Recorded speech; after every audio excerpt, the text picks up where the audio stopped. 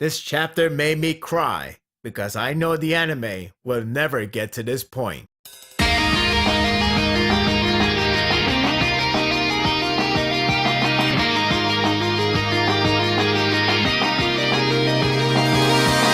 The time has finally arrived. It's time for Shin Unit to go super Shin Unit. Okay, that's not happening with golden hair and all, but in their spirit, that is truly happening. Without a doubt, this is the last segment of Calm Before Storm because it's almost here. Fans want action, but you know what we need the most? Hype. Extraordinary hype. Praise Hara for taking his time because this chapter reminded me how slow setup can result to a very moving and very thrilling hype for what seemed at first to be another battle. Now became a battle to remember for a long, long time. Last chapter was something else with Ohan and Shin first ever chat, albeit strange and confusing. Ohan was spouting some shonen logic of awakening and such. Seriously, he's referring to their spirit. The day has come for an all-out war. And it's all up to Ohan and Shin to rise them to high heaven of glory. Fortunately, Hara didn't skip this moment. And thankfully so, because it is well worth it. Shin continues the trend of downward spirit as they barely marched out. I haven't seen this depressing since Correlation War arc after Duke died. The problem is, this is the day they can't afford to slack off. The narrator does a good job describing the mood of the soldier in short, meaningful sentences. With the combination of Olsen's lack of order, or more like abandonment, and starvation, their motivation is on all-time low. This is just sad. It's also sad to see a close-up shot of Shin Unit and it's abundantly clear that they're so damn exhausted. Behead looks so zoned out and barely can reach out to Shin. It's like he's grasping straws to find a way to feel motivated. As cool it was for them to interact with their fists, it comes off odd due to exhaustion. I thought Shin haven't found a solution to awaken them, so naturally, I thought he too is in low spirit. As for Yokoho unit, it's rather pleasant and lively in compare. While they too are exhausted, they have enough energy for high-spirited conversation. Rarely I have seen Ohan interact with his unit with concerns. Either this is rock bottom, or we are already in heaven. In all seriousness, I do like Ohan's men for not letting their lord worry about their condition. They seem touched just by interacting with him. I like how they even joke about the injuries, even the two that happen to lose an eye, opposite side from each other. It's cool though, because if they fuse, they will have both eyes. Logic! I would like to see Mojin wielding a spear without any finger. That would be greatness. Bottom line, Gyokuho unit is full of charismatic guys, which is funny to believe since Ohan couldn't be any more opposite. Still, I adore the unit to remain faithful for him, and you could tell he feels sincere about it. This series knows how to make a group great. To weigh on the heavy problem for Shin, they now realize that Zhao army has changed formation, appearing far more prepared than past 2 days. In other words, they're ready to exterminate. The look on Shin unit faces is disheartening. I mean, my god, do they ever look so defeated? And they haven't even started a battle. To add more salt to the wound, other units also picked up the notable differences, and already some are saying their last words. Damn, both father and son may die here? That's just tragic. There's a page of preparation from both sides, and the clear contrast couldn't be any clearer. All Zhao's men are ready and well prepared for this fateful day. As for Shin, they don't look ready at all. Kyokai responds with great concerns, as if she knows this isn't good for them at all. Banyo responds with a sign of fear on his face. He looks ready to call a defeat. Lastly, Ten doesn't respond at all. She pretty much called it quit. It all comes down to this, and what we got is a sad state of Shin. Then the best part of the chapter happens. If Hara didn't take his time with calm before storm scenes, I don't think I would care at the level this chapter delivered.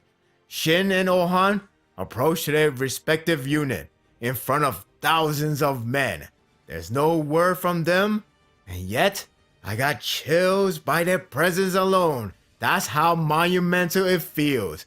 I find it cool that their start of speech sync precisely to each other, as if they are reading from the script and time it well. With that said, Ohan's speech isn't focused nearly as much as Shin, but that's perfectly fine. What Shin delivers is wonderful. Man tears were shed. It's hard to do it justice in this review. If you somehow haven't read the chapter, you need to read it to understand the passion and energy behind it. I haven't been so moved since Guile's epic speech from Street Fighter the movie. Okay, no more joking around. This is a serious moment. When it comes to speeches, horror does it best to deliver. This one is fantastic because it not only gets you hyped and manned up tenfold, but you feel the blood and tears that were shed in the past. It's like we are witnessing the day before Shin finally reaches to the great general. Whether it is true or not, it still leaves a warm feeling. I love how he begins with the origin of Hishin unit, and the veterans still remember, even if it was embarrassing. I started reading this series last year, but I feel like I have been following since day one.